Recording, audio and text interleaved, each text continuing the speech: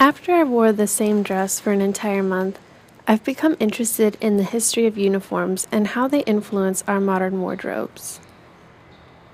Traditional uniforms are designated for certain occupations. For example, scrubs inform us that the wearer is a professional in the medical field.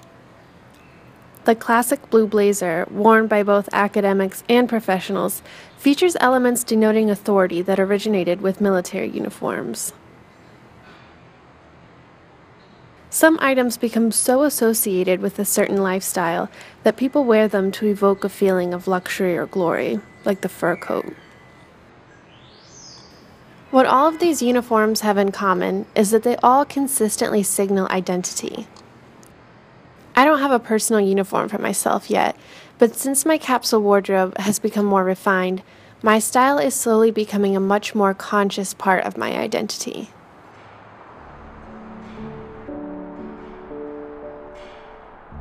I love my tennis skirt because it's a piece with so much direct historically significant influence. Tennis skirts have followed the trends of women's fashion despite being part of a sports uniform. If you look back on early photos, you'll see women wearing full-length skirts with corsets on the court, and not because it helped them play better, but because it was in line with fashion at the time.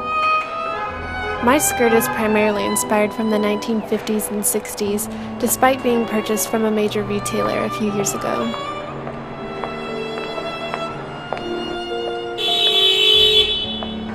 The short length of mine started in the 1960s and was largely a political statement from the women's movement. In the 1950s, the polyester fabric became popular because it was cheap and didn't require ironing. Pleats were added to the skirt in the 1930s for movement. This is my outfit for shopping, weekend trips exploring the city, and where I feel beautiful without much effort because the structural design of the skirt has done the work for me.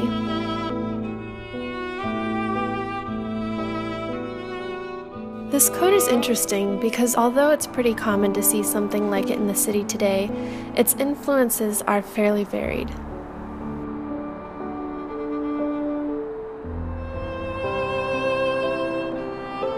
Fur coats similar in style to this one were often worn by the upper class.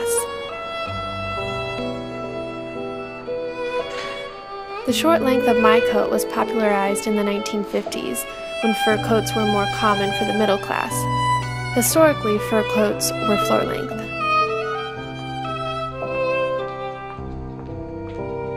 Today, you'll still see fur coats worn by the upper class, but more commonly by people who just want to embody a certain level of glamour or luxury. I bought this coat before our honeymoon to South Korea. For the first year, I wore it for special occasions only, but now I wear it almost any day that's 40 degrees or below.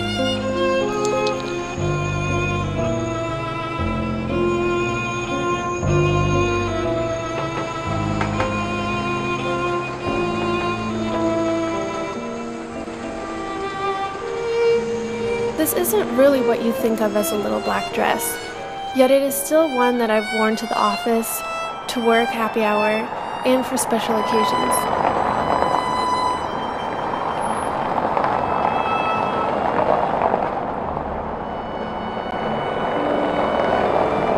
This one has some distinctive 1960s mod influences, since it's fairly short, falling just above the knee and shapeless in form.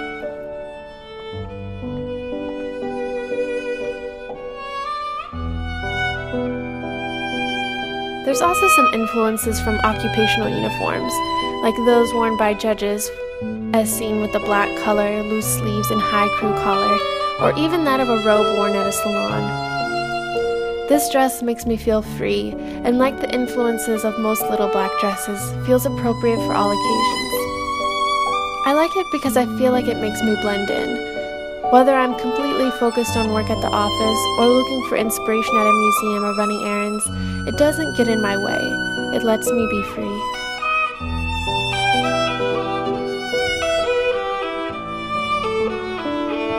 Thank you so much for watching this video. If you're interested in learning more about capsule wardrobes, check out my new website where you can browse my entire wardrobe and a look into my wardrobe's age, how much was donated when I started my capsule wardrobe, what happened to it when I moved to New York, as well as a breakdown of where my wardrobe was made. Also, I'm reaching out to some artists who I really admire to see if they would design some cute stickers that I could send to anyone who is interested.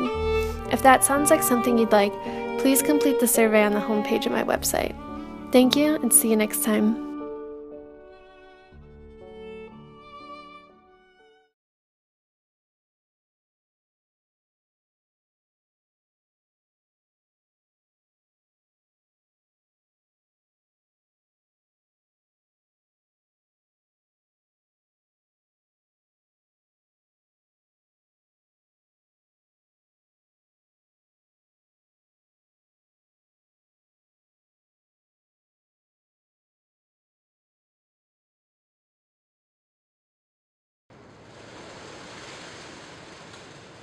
After I wore the same dress for an entire month, I've become interested in the history of uniforms and how they influence our modern wardrobes. Traditional uniforms are designated for certain occupations. For example, scrubs inform us that the wearer is a professional in the medical field.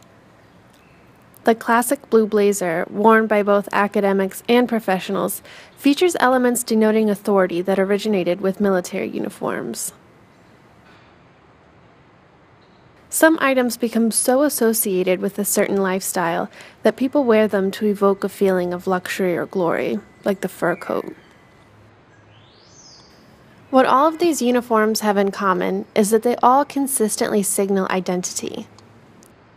I don't have